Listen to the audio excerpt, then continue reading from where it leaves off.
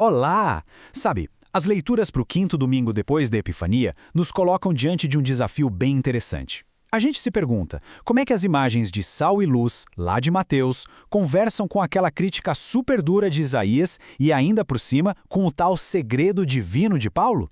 Bom, é exatamente isso que a gente vai fazer aqui. Vamos montar esse quebra-cabeça e descobrir a mensagem poderosa que surge quando a gente junta essas peças. E o ponto de partida de tudo é este aqui. Repare bem. Jesus não diz, vocês deveriam ser, ou vamos, se esforcem para ser. Não.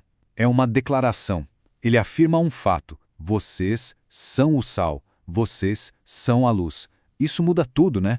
Não é uma meta para a gente alcançar, mas uma identidade que a gente já tem e precisa viver. É um começo radical.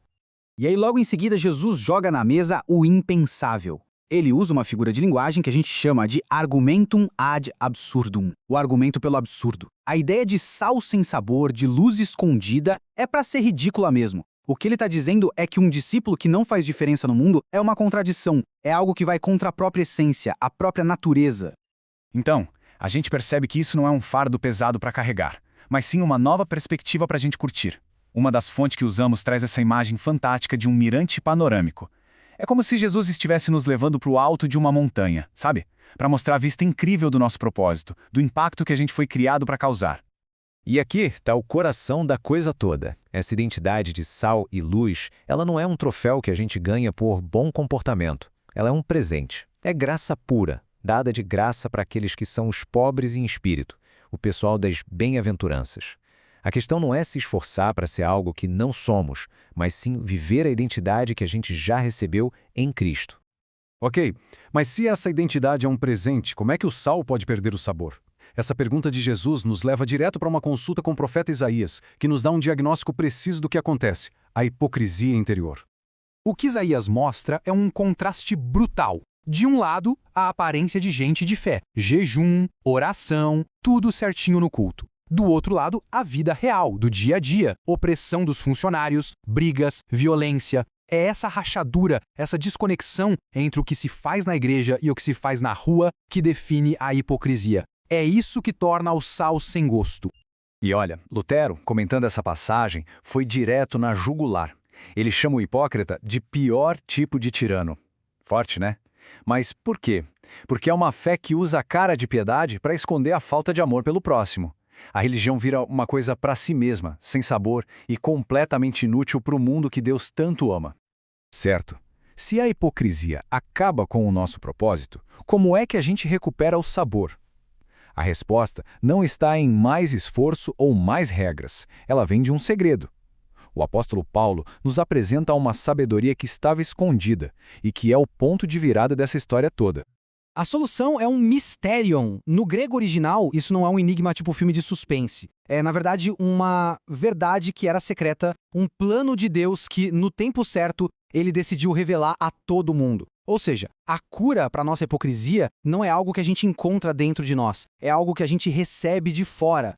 E qual é esse grande segredo que foi revelado? É o centro de tudo, Jesus Cristo.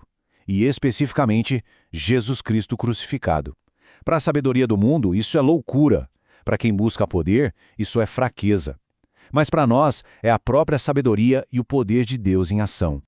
E com isso a gente volta para o Mateus. Jesus diz que veio para cumprir a lei. O que isso quer dizer? Quer dizer que ele viveu aquela coerência perfeita entre adorar a Deus e agir no mundo, coisa que o povo de Isaías não conseguiu.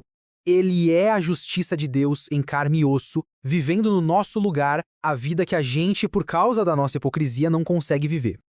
E esse ato de Jesus, de cumprir a lei por nós, redefine completamente o que significa ser justo diante de Deus.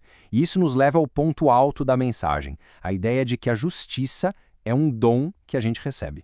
A tal justiça que tem que ser maior que a dos fariseus não é uma questão de ser mais certinho que eles. É uma questão de origem.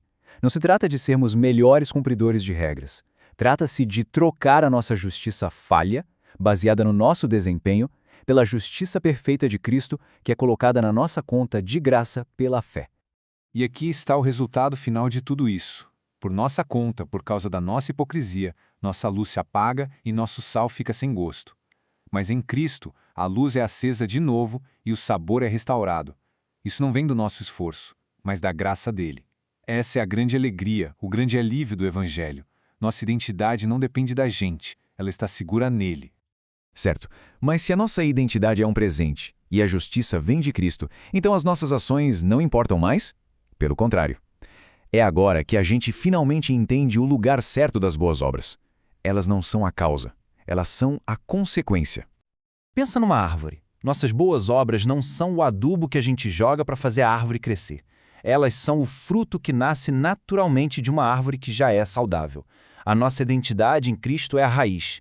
As ações de amor e justiça são a consequência inevitável e feliz de estarmos conectados a Ele. E que tipo de fruto é esse? Isaías não nos deixa na dúvida, ele nos dá uma lista bem concreta. O jejum que agrada a Deus não é um ritual particular. Ele se mostra em libertar os oprimidos, alimentar quem tem fome, cuidar de quem precisa. É a fé se transformando em amor na prática. E o objetivo final disso tudo não é chamar atenção para nós. A gente funciona mais como um espelho do que como uma lâmpada. Nossa função é refletir a luz de Cristo de um jeito tão nítido que, quando as pessoas virem nossas boas obras, elas não nos aplaudam, mas olhem para a verdadeira fonte da luz e glorifiquem o nosso Pai que está nos céus.